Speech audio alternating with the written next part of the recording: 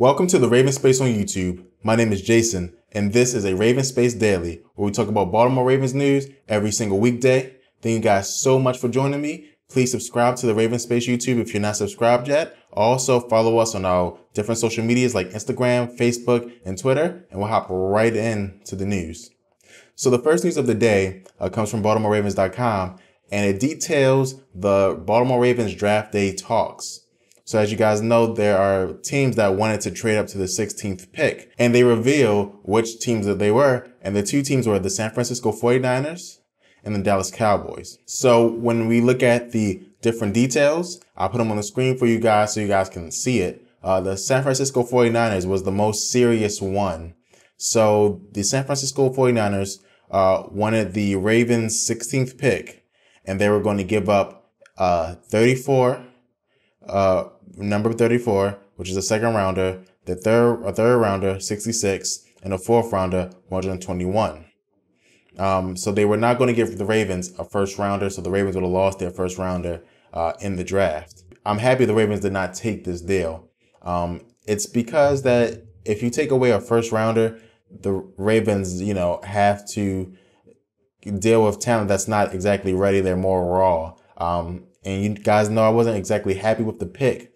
But, if this is what they were offered, this was the best deal they were offered. Ozzie made the right choice in staying where he was. Ozzie did counter. Of course, it's Ozzie Newsome. He's never going to just lie down like a dog. And so his counter was for both of the third round picks for the San Francisco 49ers. So it had been the second round, 34, the third round, 66, and then the additional third round from the San Francisco 49ers at 67. And instead of the fourth rounder. So again, they offered this to Ozzie. They rejected because, of course, they wanted to be able to pick tomorrow on Friday, right? If they'd have traded Ozzie's deal, they wouldn't have had any picks on Friday. So San Francisco declined, the Ravens declined, and nothing happened. And that was the first one, which is the best case scenario. That was, that would have been great for the Ravens, I think. If they would have got 2 second rounders, so that means on that day they had 5 picks, they would have got the receiver that I wanted them to get. It'd have been great, but of course that did not happen. And then the next one came from the Cowboys, which I believe was a trade for the Cowboys' 28th pick and some additional picks back in the draft. They didn't exactly explain which picks, but I can say that the Ravens and the Cowboys weren't really serious about this. They were testing the water to see what was going to happen, but of course nothing happened. I don't know what the other portion was.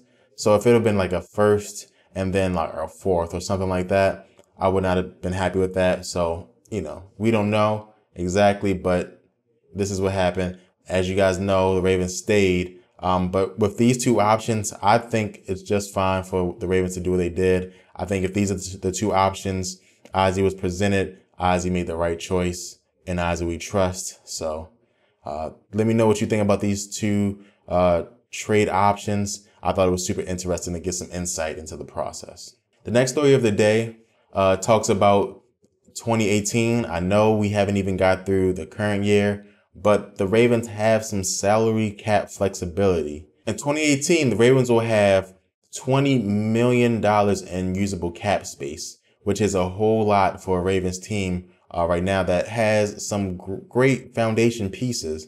And the reason this is because the Ravens currently have the most dead cap space in the NFL at $15.5 million. For you guys who don't know, you get dead cap space when you release players and trade players. And what happens is that there's a number on your cap. So every team has a cap, of course. And there's a number on that cap that you can't use to sign players. And the reason that the Ravens have this, for the players they listed were Eugene Monroe, Sharice Wright, Elvis Dumerville, Jeremy Zuttah, and Ladarius Webb. So we weren't able to make some moves because of this. But next year, the books are going to be cleared up. And I think that this is awesome for the Ravens. They have a chance to get some great pieces next offseason, especially at the receiver position. It's a super strong receiver free agency right now. Of course, players might re-sign, different things like that. But I really do think the Ravens have a chance to make a splash next season. Hopefully we, do well this season. But if you add a big play receiver like a DeAndre Hopkins, your offense just looks totally different. And DeAndre Hopkins is a player that he's a tough catch. He's a tough catch maker. Okay. And in basketball, you got shot makers, tough shot makers. DeAndre Hopkins is a tough catch maker. And I think that if the Ravens have a chance, they should try to get him. But of course, all this is just, proceeding, but I really do think that it will be a great thing if the Ravens use that cap next year in order to get a receiver. We'll see what happens. But again, the Ravens are currently able to be very, very active in free agency next year. If you guys have any free agents you think the Ravens want next year, let me know in the comments below. And we'll move on to our next news story of the day. And the next news story is about Ben Watson. Guys know Ben Watson's a tight end. He's currently the oldest player on the Baltimore Ravens. And Ben Watson is hungry to play at a high level next year. And I think Ben Watson is on a super, super razor thin margin. And why do I say this? I say it because he's the oldest player.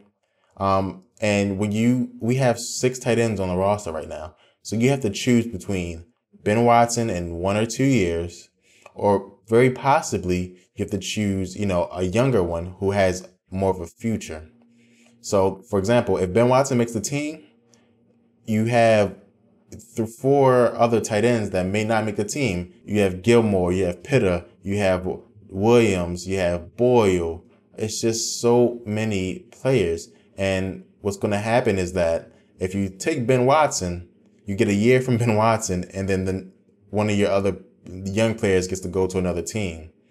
And depending on the player who it is, that might be kind of scary, right? So we'll see what happens. So I think Ben Watson has a real struggle to make the team this year, because to be honest, I would take a young, if Max Williams does a little bit of production this year, I'll take a young Max Williams, ask him for 4 years over a good Ben Watson who only gives me this 1 year.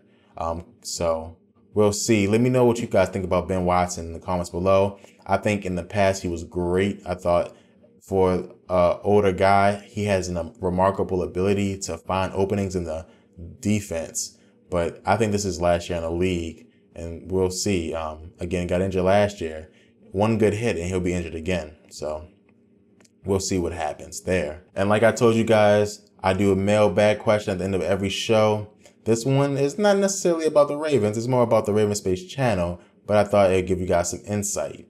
And the question comes from Sean, and Sean asks, how come you stopped posting the Ravens pressers? Thank you so much for your question, Sean. And I'll let you know, I'm super open on this channel. I'll give you a peek behind the curtain. So you guys know I don't record the Ravens pressers. I'm just a poor soul, I don't get to go to the Ravens things. We're trying to build to that right now. I'm trying to make this like a full-fledged thing for you guys, not just a guy making YouTube videos, all that good stuff. But what I was doing was I was, taking the pressers and posting them for you guys.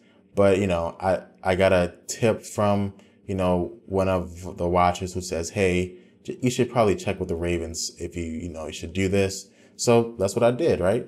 I'm not trying to break any laws. I'm not trying to, be behind the bushes.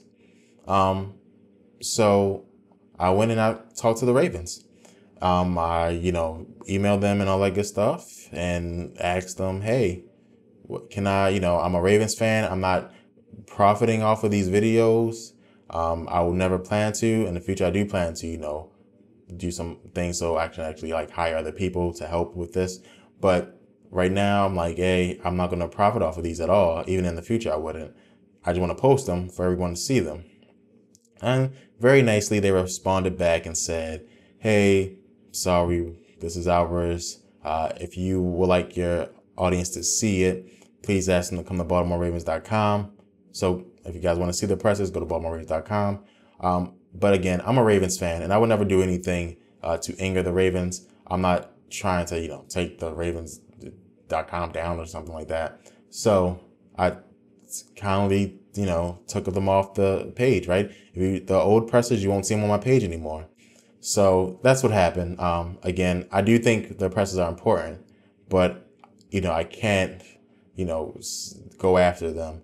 Now, I do think there's some leeway that, like, maybe if you want me to review them, I could do something like that. I don't know how you review a presser, but if you guys want my opinion on them, talk over them or something like that, let me know. But basically the Ravens, said, hey, it's not cool. I said, hey, I'm a Ravens fan. I don't, I'm not here to do anything wrong. So I just, took them down, and I can't post them anymore. So thank you so much for your question, Sean. And that's today's episode. I hope you guys enjoyed it. Please subscribe to the Ravens Space on YouTube. Also, please follow us on all social media. We post every single day just for you guys, and we'll be doing other cool things as the channel grows and different things like that. So thank you guys so much, and go Ravens.